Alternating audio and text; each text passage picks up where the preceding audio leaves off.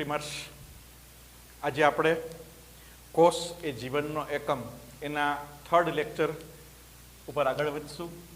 આજે આપણે જે અભ્યાસ કરવાનો છે એ યુકેરિયોટિક સેલ એટલે કે સુકોષ કેન્દ્રીય કોષ. સુકોષ કેન્દ્રીય કોષ. સુકોષ કેન્દ્રીય કોષ તરીકે આપણે કોને ઓળખીએ કે જેનું કોષ કેન્દ્ર સુવિકસિત હોય. એમાં કેનો સમાવેશ થશે? એના ઉદાહરણો તરીકે, દાખલા તરીકે વનસ્પતિ કોષ, એ પણ સુકોષ કેન્દ્રીય કોષ છે. તમામ પ્રાણી કોષ, એ પણ સુકોષ કેન્દ્રીય કોષમાં એનો સમાવેશ થાય. ફૂગના કોષ પણ સુકોષ કેન્દ્રીય છે. અને પ્રોટિસ્ટા એટલે કે એક કોષી સજીવો, સામાન્ય સમજ આપીએ તો કે જે એક કોષી સજીવો છે અમીબા જેવા, એ પણ યુકેરિયોટિક એટલે કે સુકોષ કેન્દ્રીય કોષ ધરાવે છે.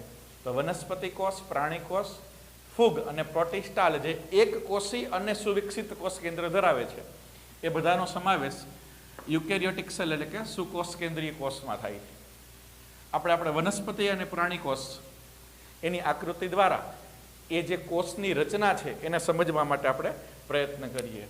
પેલા જે આપણે પ્રાણી કોષ, તો પ્રાણી કોષમાં સૌથી બહારની બાજુએ આ જે આવેલું હોય પટલ, એને કહેશું આપણે કોષ રસ પટલ.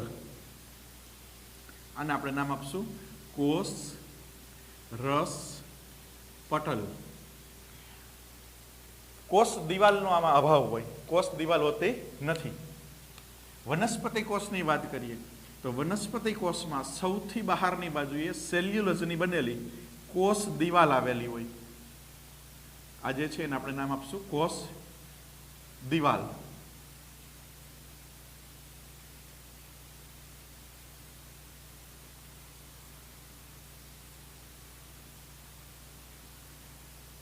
અને આપણે શું નામ આપશું? કોષ દિવાલ. કોષ દિવાલ શેની બનેલી હોય? તો કે સેલ્યુલોઝની બનેલી હોય. પ્રાણી કોષમાં કોષ દિવાલનો અભાવ છે, વનસ્પતિ કોષમાં કોષ દિવાલ જોવા મળે છે. કોષ દિવાલ પછી તરત જ વનસ્પતિ કોષમાં કોષ રસ પટલ આવેલું હોય. આને આપણે નામ આપશું કોષ રસ પટલ.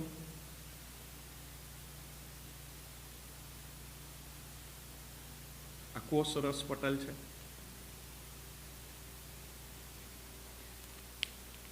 વનસ્પતિ કોષ અને પ્રાણી કોષ આ બંને છે એ યુકેરિયોટિક સેલ એટલે કે સુકોષ કેન્દ્રીય કોષ છે.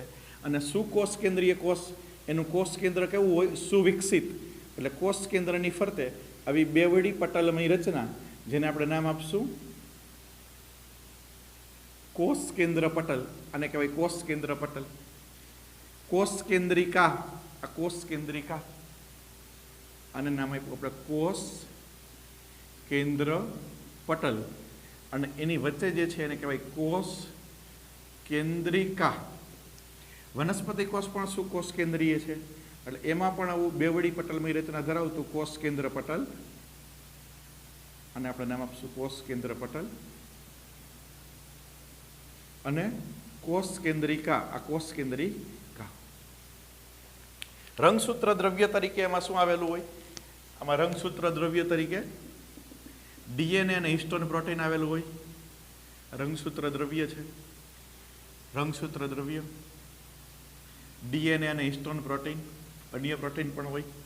અને આપણે નામ આપશું રંગસૂત્ર દ્રવ્ય. રંગસૂત્ર દ્રવ્ય. સુવિકસિત કોષ કેન્દ્ર એટલે કે સુકોષ કેન્દ્ર કોને કહેવાય? તો કે સુકોષ કેન્દ્રની અંદર કોષ કેન્દ્ર પટલ, કોષ કેન્દ્રિકા અને ડીએનએ અને હિસ્ટોન સાથેનું, હિસ્ટોન પ્રોટીન સાથેનું રંગસૂત્ર દ્રવ્ય. રંગસૂત્ર દ્રવ્યની વિશેષતા તો કે એમાં ડીએનએ પ્લસ હિસ્ટોન નામનું પ્રોટીન આવેલું હોય. હિસ્ટોન પ્રોટીન આવેલું હોય. ત્યારબાદ આપણે આગળ વધીએ કે વનસ્પતિ કોષ હોય તો વનસ્પતિ કોષની અંદર વિકસિત પ્રમાણમાં રસધાની આવેલી હોય. આને નામ આપશું રસધાની. રસધાની ખૂબ જ વિકસિત હોય. પ્રાણી કોષમાં રસધાની અલ્પ વિકસિત હોય અથવા અભાવ હોય, ન પણ હોઈ શકે. વિશિષ્ટ અંગિકાઓ બંને કોષમાં, સુકોષ કેન્દ્રીય કોષમાં બેવડી પટલમય અંગિકા આવેલી હોય, જે આગળ આપણે જોયું તો કાલે પ્રોકેરિયોટિક સેલ એટલે કે બેક્ટેરિયા અને સાયનોબેક્ટેરિયા આદિ કોષ કેન્દ્રીય કોષ એમાં જોવા ન મળતી હોય એવી કેટલીક વિશિષ્ટ પ્રકારની બેવડી પટલમય રચનામાં અંતઃકોષરસ ઝાડ, આને કહેવાય અંતઃકોષરસ ઝાડ,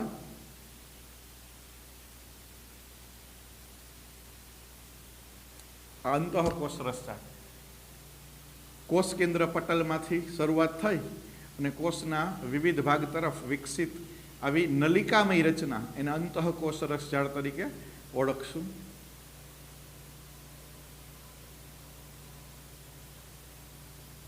આ અંતઃકોષરસ ઝાડ,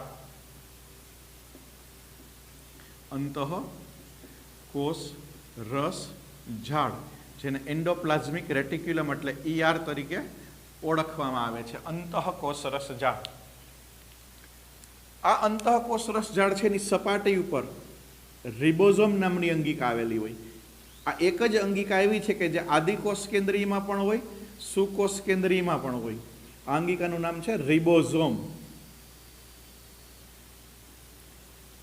આદિકોષ કેન્દ્રીયમાં રિબોઝોમ છે કોષ રસમાં મુક્ત સ્વરૂપે આવેલા હોય. આથી એને શું નામ આપ્યું હતું આપણે? મોનોઝોમ નામ આપ્યું હતું. અહીંયા પણ અંતઃકોષરસ ઝાડની સપાટી ઉપર આવા રિબોઝોમ હોઈ શકે. રિબોઝોમ નામની અંગિકા. રિબોઝોમ જે 80S પ્રકારના હોય. જે રિબોઝોમ છે કયા પ્રકારના હોય? 80S પ્રકારના હોય. રિબોઝોમ અંતઃકોષરસ ઝાડની સપાટી ઉપર આવેલા છે, મુક્ત નથી. પ્રોકેરિયોટામાં રિબોઝોમ કેવા હતા? તો કે મુક્ત હતા, એટલે એને શું નામ આપ્યું હતું? મોનોઝોમ નામ આપ્યું હતું. બીજું, પ્રોકેરિયોટાના જે રિબોઝોમ છે એ સ્વેડબર્ગ યુનિટ કેટલો હતો? એનો 70, એટલે 70S પ્રકારના હતા. જ્યારે અહીંયા રિબોઝોમ છે એ મોટા કદના છે, એટલે એ 80S પ્રકારના છે. એટલે રિબોઝોમ નામની અંગિકા એવી અંગિકા છે કે જે બંને પ્રોકેરિયોટા અને યુકેરિયોટા બંનેમાં જોવા મળે, પણ એકમાં 70S હોય, એકમાં 80S. રિબોઝોમને આધારે અંતઃકોષરસ ઝાડના બે પ્રકાર પડે. જે અંતઃકોષરસ ઝાડ ઉપર રિબોઝોમ છે, માની લો આટલો ભાગ, તો એને કણિકામય અંતઃરસ ઝાડ કહેવાય. અને જેમાં રિબોઝોમ નથી એને લીસી અંતઃરસ ઝાડ કહેવાય. એટલે કણિકામય અને લીસી અંતઃરસ ઝાડ. બીજી કેટલીક વિશિષ્ટ અંગિકાઓ પ્રાણીકોષની અંદર કોષ કેન્દ્રની નજીક તારા કેન્દ્ર નામની અંગિકા આવેલી હોય. આ શું છે? તારા કેન્દ્ર. તારા કેન્દ્ર. વનસ્પતિ કોષમાં તારા કેન્દ્રનો અભાવ હોય. વનસ્પતિ કોષમાં તારા કેન્દ્ર જોવા મળતું નથી. બીજી વિશિષ્ટ રચના તરીકે આવી થપ્પી જેવી રચના, એને કહેવાય ગોલ્ગી કાય. પુટિકા જેવી રચના, આને શું નામ આપશું આપણે? ગોલ્ગી કાય. વનસ્પતિ કોષમાં પણ ગોલ્ગી કાય હોઈ શકે, પરંતુ સામાન્ય રીતે કોષ કેન્દ્રથી દૂર હોય. ગોલ્ગી કાય નામની અંગિકા. કણાભસૂત્ર નામની અંગિકા વનસ્પતિ કોષ અને પ્રાણી કોષ બંનેમાં હોય. કણાભસૂત્ર, જેને કોષનું પાવર હાઉસ કહેવાય, છૂટી છવાઈ રચના કણાભસૂત્ર. વનસ્પતિ કોષમાં પણ કણાભસૂત્ર જોવા મળે, જે કોષનું શક્તિઘર છે. કણાભસૂત્ર છે આદિકોષ કેન્દ્રીયમાં ન હોય તો એમાં શક્તિનું ઉત્પાદન કોના દ્વારા થાય? તો કે મેસોઝોમ દ્વારા થાય, જે આપણે શીખી ગયા. કણાભસૂત્ર. હરિતકણ નામની રચના. હરિતકણ છે એ પ્રાણી કોષમાં જોવા ના મળે, માત્ર કેમાં જોવા મળે? વનસ્પતિ કોષમાં જ હોય. આ હરિતકણ જેવી રચના છે.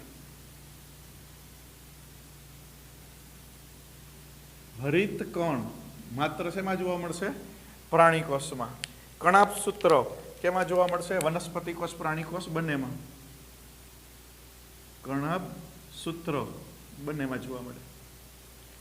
બીજી આપણે વિશિષ્ટ રચના તરીકે જોઈએ લાઇસોઝોમ. લાઇસોઝોમ નામની રચના આપણે અહીં દર્શાવી શકીએ. લાઇસોઝોમ.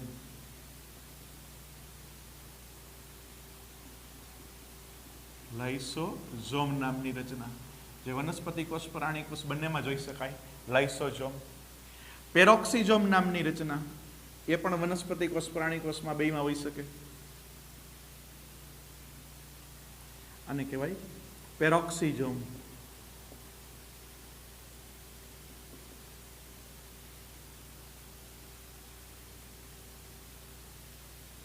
પેરોક્સિઝોમ. કોષનો જે અન્ય ભાગ છે જેને કોષરસ આધારક તરીકે ઓળખવામાં આવે છે, કોષરસ આધારક.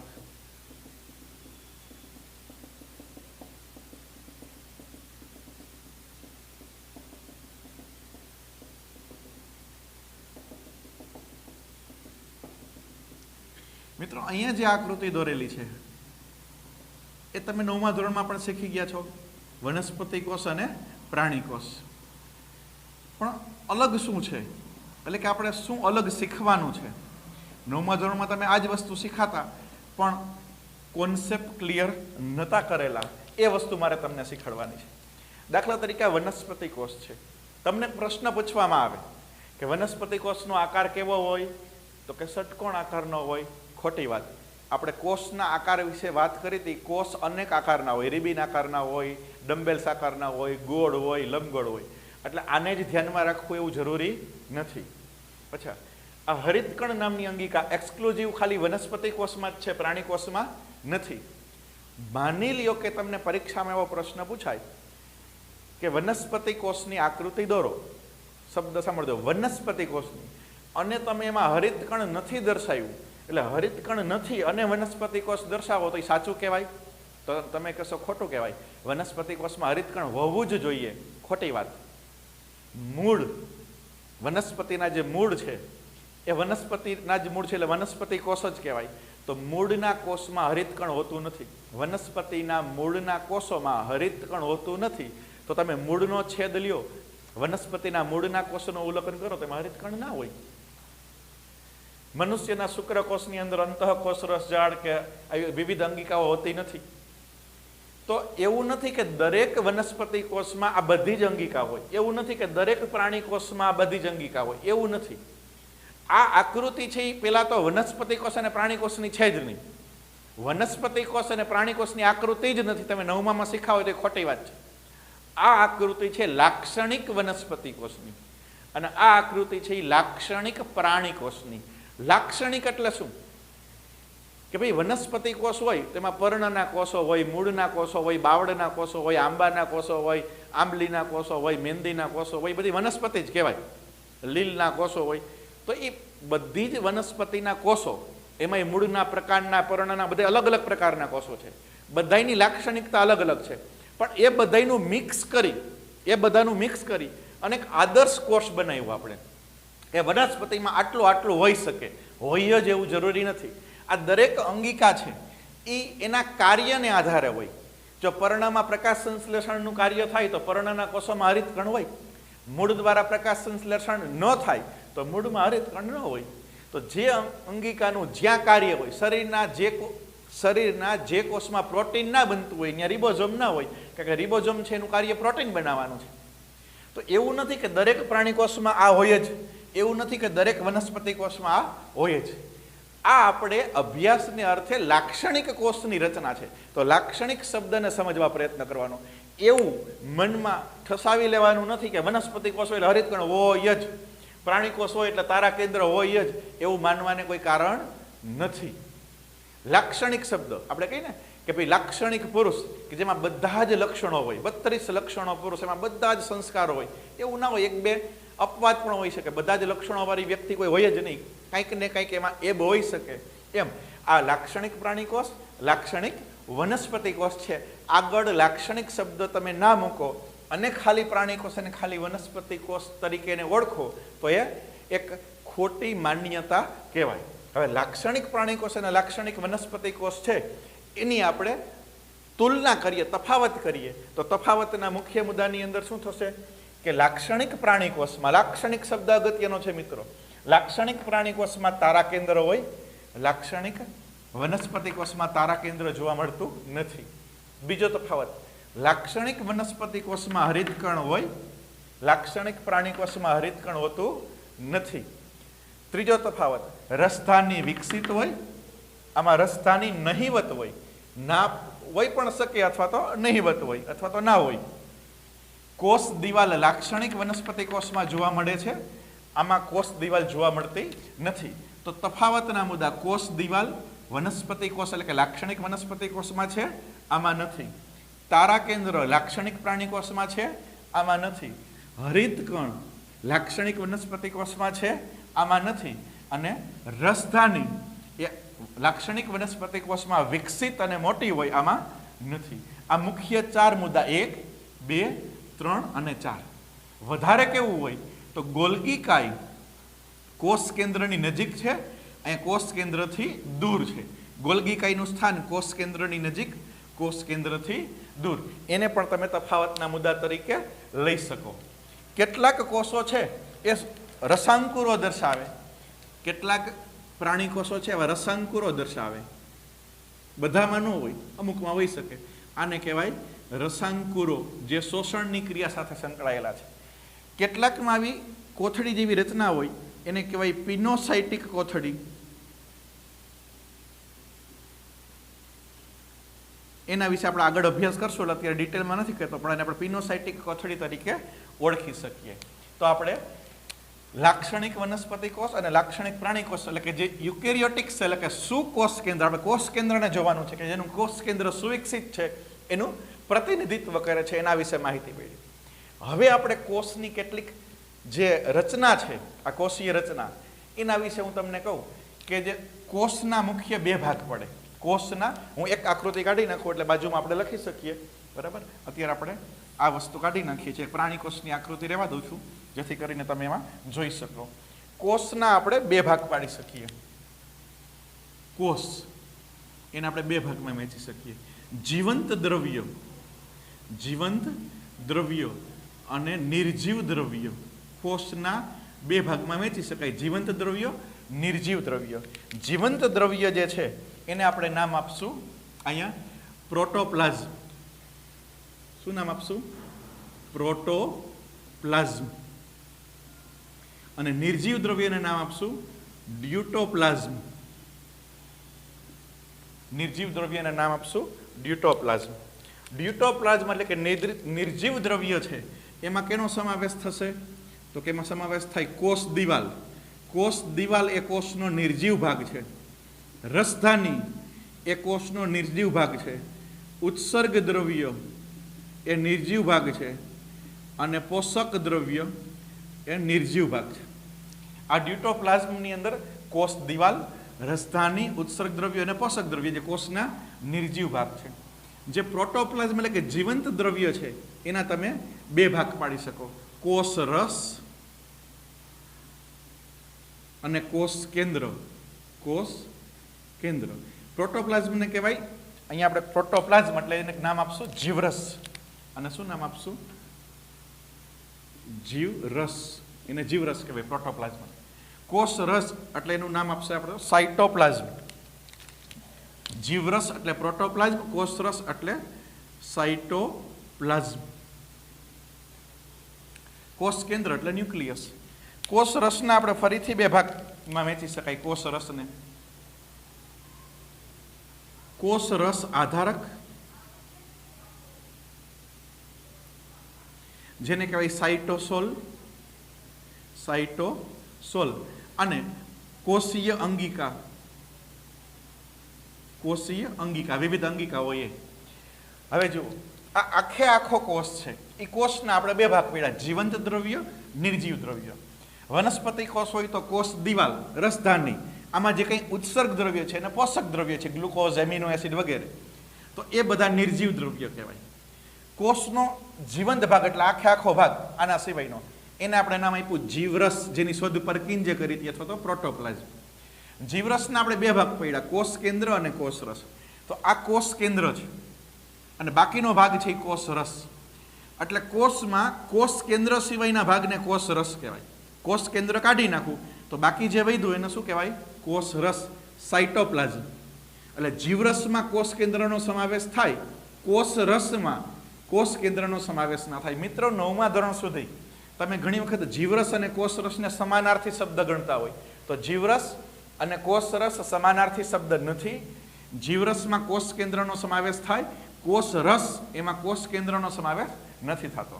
હવે કોષ કેન્દ્ર સિવાયનો ભાગ એટલે આ બાકીનો ભાગ, એમાં પાછા બે ભાગ આવે, કોષ રસ આધારક અને અંગિકા. આ તો કાઢી જ નાખ્યું છે આપણે કોષ કેન્દ્ર તો. હવે કણાભસૂત્ર, લાઇસોઝોમ, ગોલ્ગી કાય, તારા કેન્દ્ર, અંતઃરસજાળ, રિબોઝોમ આ બધું છે. એ અંગિકા છે, અંગિકા સિવાયનો જેમાં અહીંયા ગ્રીન ટપકા પૈસા છે તો એને શું કહેવાય? કોષ રસ આધારક અથવા તો સાઇટોસોલ, કોષ રસ આધારક તરીકે આપણે એને ઓળખીએ છીએ. આ જે ગ્રીન ટપકા કર્યા છે, ગ્રીન ભાગ છે એને આપણે, આ જે ભાગ છે ગ્રીન ભાગ, ટપકા ટપકા ટપકા કરેલા છે, એને આપણે શું નામ આપશું? કોષ રસ આધારક. ધ્યાન રાખજો, 9મા ધોરણમાં તમે આમ લીટો કરીને કહેતા કોષ રસ, આને કોષ રસ ના કહેવાય. આ જે આપણે પ્રવાહી ભાગ દર્શાવ્યો છે, કોષનો જે પ્રવાહી ભાગ છે એને કોષ રસ ના કહેવાય, એને કોષ રસનું આધારક કહેવાય. અને એ આધારકમાં બધી અંગિકાઓ તરતી હોય, કણાભસૂત્ર તરે, લાઇસોઝોમ તરે, પેરોક્સિઝોમ છે, આવી બધી અંગિકાઓ છે આ પ્રવાહી ભાગ એટલે કે આધારકની અંદર તરે છે. તો એ કોષ રસ આધારકને સાઇટોસોલ કહેવાય. અને એમાં વિવિધ અંગિકાઓ, કોષની વિવિધ અંગિકાઓ એની અંદર આવેલી હોય. એ બે ભેગું કરો એટલે આ અને આ બધું ભેગું થાય તો એને કોષ રસ કહેવાય. એટલે ફરીથી તફાવત સમજાવું, માત્ર આ જે ગ્રીન પ્રવાહી ભાગ મેં દર્શાવ્યો છે, ગ્રીન ટપકા દર્શાવ્યો છે, એને કોષ રસ ના કહેવાય, એને આધારક કહેવાય. પણ એમાં તમે અંગિકા ઉમેરી દો એટલે આ બે પ્લસ થાય તો પછી જે બને એને કોષ રસ કહેવાય. અને એમાં કોષ કેન્દ્ર ઉમેરી દો એટલે જીવરસ કહેવાય. એટલે એને શું કહેવાય? જીવ રસ. એટલે ટૂંકમાં ફરીથી એક સમરી આપણે બતાવીએ અહીંયા, કે એક સમરી આપણે દર્શાવીએ, પ્રયત્ન કરું સમરી દર્શાવવાનો, કે કોષમાં જે પ્રવાહી ભાગ હોય એને કહેવાય કોષ રસ આધારક. એમાં તમે વિવિધ અંગિકાઓ ઉમેરી દો, અંગિકા, એટલે જે બનશે એને કહેવાય કોષ રસ. એમાં તમે કોષ કેન્દ્ર ઉમેરી દો, કોષ કેન્દ્ર, એટલે જે બને એને કહેવાય જીવરસ. કોષ રસ આધારક એટલે પ્રવાહી ભાગ, એમાં અંગિકા એડ કરી એટલે કોષ રસ, અને કોષ રસમાં તમે કોષ કેન્દ્ર એડ કરો એટલે જીવરસ બને, એમ કહી શકાય. તો આપણે યુકેરિયોટિક કોષની સંપૂર્ણ સમજ આપી. હવે ગઈકાલના લેક્ચરમાં એટલે લેક્ચર 2માં આપણે પ્રોકેરિયોટિક સેલ વિશે માહિતી આપી હતી. આ પ્રોકેરિયોટિક સેલ અને યુકેરિયોટિક સેલનો તફાવત આપો જી. પ્રોકેરિયોટિક સેલ અને યુકેરિયોટિક સેલ, આદિ કોષ કેન્દ્રીય અને સુકોષ કેન્દ્રીય. અહીંયા દર્શાવેલું જ છે. પહેલો તફાવત કોષ કેન્દ્રમાં, પ્રોકેરિયોટામાં કોષ કેન્દ્ર પટલ ન હોય, કોષ કેન્દ્રિકા ન હોય, અને રંગસૂત્ર દ્રવ્ય માત્ર શેનું બનેલું હોય? ડીએનએનું. સામે યુકેરિયોટામાં કોષ કેન્દ્ર પટલ છે, કોષ કેન્દ્રિકા છે, અને હિસ્ટોન પ્રોટીન પણ જોવા મળે. બીજો તફાવત, પ્રોકેરિયોટામાં કણાભસૂત્ર, લાઇસોઝોમ, ગોલ્ગી કાય, તારા કેન્દ્ર વગેરે અંગિકા જોવા મળતી નથી. આમાં આ બેવડી પટલમય અંગિકા જોવા મળે છે. ત્રીજો તફાવત, પ્રોકેરિયોટા જે છે એનું જે રિબોઝોમ છે એ મુક્ત રીતે કોષમાં તરતું હોય એટલે એને કહેવાય મોનોઝોમ. યુકેરિયોટામાં રિબોઝોમ છે એ મુક્ત પણ હોઈ શકે અને અંતઃકોષરસ જાળની સપાટી ઉપર પણ હોઈ શકે. ચોથો તફાવત, પ્રોકેરિયોટા એમાં રિબોઝોમ 70S પ્રકારના હોય, જ્યારે યુકેરિયોટામાં રિબોઝોમ છે એ 80S પ્રકારના હોય. પાંચમો તફાવત લેવો હોય તો પ્રોકેરિયોટામાં કોષ દિવાલ હોય, પેપ્ટિડોગ્લાયકેનની બનેલી હોય, જેને આધારે આપણે ગ્રામ પોઝિટિવ, ગ્રામ નેગેટિવ એવા પ્રકાર પાડી શક્યા. યુકેરિયોટામાં પ્રાણી કોષમાં કોષ દિવાલ હોતી નથી, જ્યારે વનસ્પતિ કોષમાં કોષ દિવાલ હોય તો સેલ્યુલોઝની બનેલી હોય છે. પ્રોકેરિયોટા છે એમાં જે આપણે મુખ્ય તફાવત છે એનો ધ્યાન રાખવાનો છે કોષ કેન્દ્રનો, અને આ રીતે આપણે એનો તફાવત આદિકોષ કેન્દ્રીય અને સુકોષ કેન્દ્રી છે એનું સ્પષ્ટીકરણ આપણે આપી શકીએ. તો આ ત્રણેય લેક્ચર આમ બેઝિકલી તમે જુઓ તો 9મા ધોરણમાં જે અભ્યાસ કરી ચૂક્યા હતા એનું જ આ રિવિઝન છે, અને એને વધારે સારી રીતે આપણે સમજી શક્યા છીએ. કારણ કે નીટના લેવલથી અભ્યાસ કરવો હોય તો આપને ખ્યાલ હોવો જ જોઈએ કે જીવરસ અલગ છે, કોષરસ અલગ છે, અને કોષરસ આધારક અલગ છે. આ ત્રણેય વસ્તુ અલગ છે, એમ એના કોન્સેપ્ટ આપને ક્લિયર હોવા જોઈએ. વનસ્પતિ કોષ અને લાક્ષણિક વનસ્પતિ કોષનો તફાવત શું એ પણ ખબર હોવી જોઈએ. પ્રાણી કોષ અને લાક્ષણિક પ્રાણી કોષ બે અલગ વસ્તુ છે. લાક્ષણિક પ્રાણી કોષ એટલે આઈડિયલ પ્રાણી કોષ, જેમાં બધા જ લક્ષણો આપણે દર્શાવી છે. તો આ આપણે કોષની સામાન્ય સમજ. હવે પછી આપણે આ પ્રકરણની અંદર દરેક અંગિકાનો અભ્યાસ કરવો છે, ડિટેલ અભ્યાસ, કે કણાપ સૂત્ર છે તો એ કેવું હોય, ક્યાં આવેલું હોય, એની રચના શું છે, એના કાર્ય શું છે. હરિતકણ કેવું હોય, એની રચના શું, એના કાર્ય. એટલે દરેક અંગિકાનો આપણે અભ્યાસ આપણે આ જ પ્રકરણમાં આગળ કરીશું લેક્ચર નંબર 4 માં. તો મિત્રો અભ્યાસ કરતા રહેજો. Have a nice day.